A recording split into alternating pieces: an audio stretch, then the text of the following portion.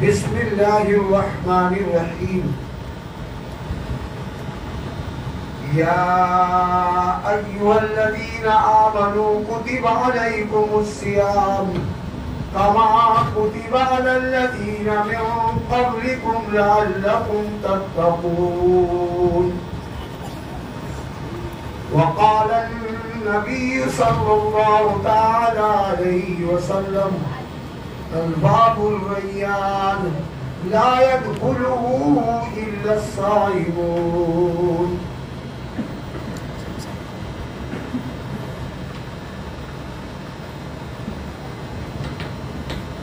نہ کوئی داستان ہے جس میں لطف ہے داستان بھر دوں، نہ کوئی داستان ہے جس میں لطف ہے داستان بھر دوں، نہ افسانہ ہے جس کو جس طرح چاہوں بیان کر دوں۔ یہ قرآنی بیان ہے یہ کالی کملی والے کا، یہ قرآنی بیان ہے یہ کالی کملی والے کا کہ جس کے نور سے ظلمت نے منہ دیکھا اجالے کا۔ کسی کی مغفرت کا یہ اگر سامان ہو جائے تو شاید سخت منزل حشر کی آسان ہو جائے۔ نہ ہوتے آپ اگر پیدا، نہ پیدا یہ کہاں ہوتا، نہ پھولوں سے جمی سجتی، نہ روشن آسمان ہوتا۔ محترم سامعین، آج کی یہ مجلس بڑی مبارک مجلس ہے، بڑی برکت والی مجلس ہے۔ ایسی مجلسوں کے طفیل میں اللہ تعالیٰ مجمع کے مجموعوں کی مغفرت کر دیا کرتے ہیں۔ محترم حضرات، اللہ تبارک و تعالیٰ اپنی پیاری زبان سے اپنے پیارے کلام یوں ارشاد فرماتے ہیں، اے ایمان والو، تم پر رمضان شریف کے روزے فرض کیے گئے جیسا کہ تم سے پہلی امتوں پر فرض کیے گئے تھے، شاید کہ تم روزہ رکھ کر متقی اور پرہیزگار بن جاؤ۔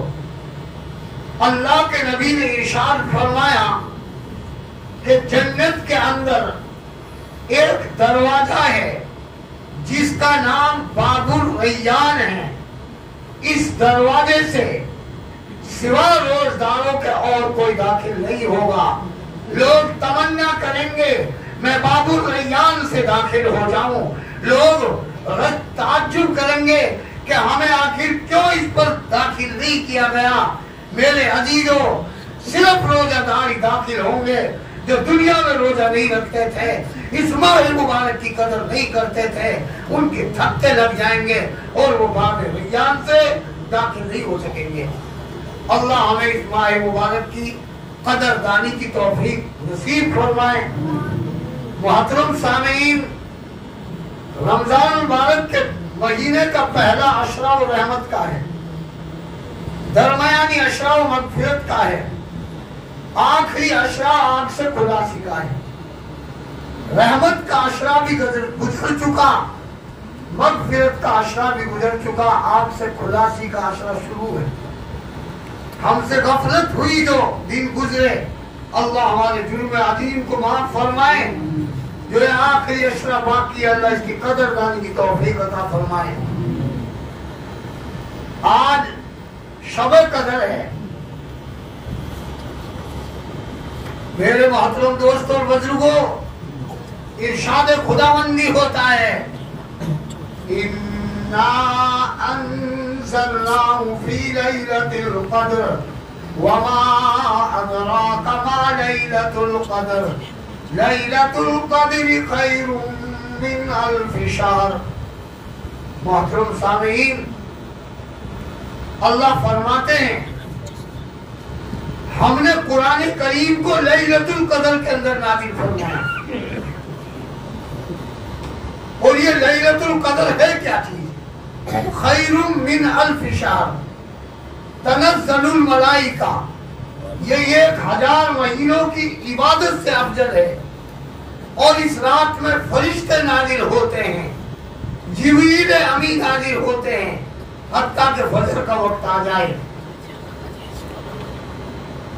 ہزاروں رات سے بے شک یہ افضل رات ہوتی ہے، ہزاروں رات سے بے شک یہ افضل رات ہوتی ہے، فرشتوں کے اترنے کا سبب یہ رات ہوتی ہے، فرشتوں کے اترنے کا سبب یہ رات ہوتی ہے، تنزل الملائکہ عورت سے نوازا ہے، اور آواز بھی خدا داد چیز ہوتی ہے، بہترین پڑھتا ہے بہترین آواز۔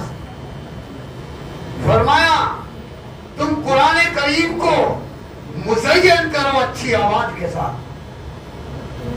اللہ حافظ قرآن کی زندگی میں برکت فرمائے۔ مبارک ہے وہ کان جنہوں نے قرآن کریم کو سنا، مبارک ہے وہ زبان جنہوں نے قرآن کریم کو پڑھا۔ پڑھنا بھی ثواب، سننا بھی ثواب۔ محترم عزیزوں اور دوستوں اور بزرگوں،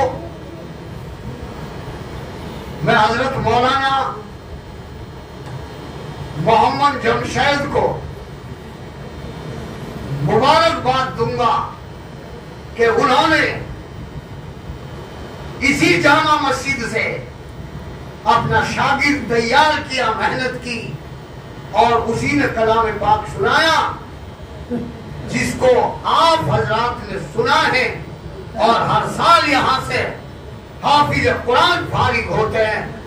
اللہ حضرت مولانا جمشید صاحب کی ساری قربانیوں کو قبول فرمائے۔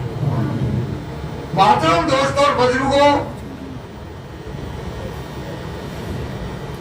یہ علم دین جو ہے بہت اونچی چیز ہے، اور ہمارے مفتیان کرام اور یہاں نوجوانان بڑے بڑے علماء کرام بیٹھے ہیں۔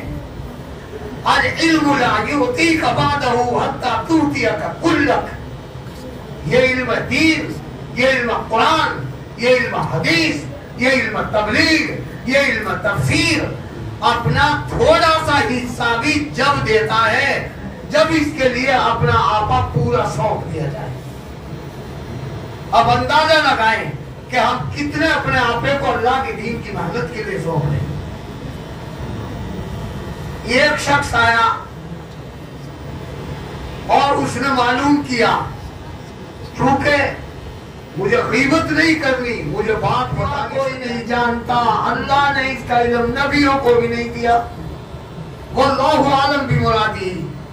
شروع میں اشارہ لائے، ذالک الکتاب لا ریب فیہ، یہ آسمانی کتاب ہے، اس میں شک شبہ کی گنجائش نہیں، ھدی للمتقین، یہ قرآن کریم پرہیزگاروں کے لیے ہدایت ہے، اور یہ قرآن کریم ان کے لیے ہدایت ہے یؤمنون بالغیب، جو بن دیکھے ایمان لائے، یہ قرآن کریم ان کے لیے ہدایت ہے جو نماز قائم کرتے ہیں اور اللہ کے راستے میں وقت کے اعتبار سے خرچ کرتے ہیں، یہ قرآن کریم ان کے لیے ہدایت ہے جو آپ سے پہلے کتاب اتری اور جو آپ پر کلام پاک نازل ہوا، ان پر یقین رکھے اور آخرت کے دن پر یقین رکھے۔ فرمایا اولئک علی ھدی من ربہم واولئک ھم المفلحون، یہی لوگ ہیں ہدایت پر اپنے رب کی طرف سے، اور یہی لوگ کامیاب ہیں۔ اللہ یہ صفات ہمارے اندر پیدا فرمائے۔ تو محترم سامعین، ہر گھر میں ایک حافظ قرآن ہونا چاہیے۔ انسان جب مر جاتا ہے، اللہ کے نبی نے خبر دی ہے، تو نیکی کرنے کا رشتہ بھی منقطع ہو جاتا ہے، ختم ہو جاتا ہے، مگر تین چیزیں ایسی ہیں کہ باوجود مر جانے کے بھی نیکی کرنے کا رشتہ ختم نہیں ہوتا، اس کی قبر میں برابر ثواب پہنچتا رہتا ہے۔ میرے عزیزو، نمبر 1 صدقہ جاریہ، کوئی کنواں بنا دیا، کوئی مسجد بنا دی، حتیٰ کہ کوئی ایسی چیز بنا دی اس کے مرنے کے بعد لوگ اس سے فائدہ اٹھا رہے ہوں، لوگ فائدہ اٹھا رہے ہیں، ثواب قبر میں پہنچ رہا ہے۔ نمبر 2 ولد صالح، نیک اولاد چھوڑ کر مرا ہو۔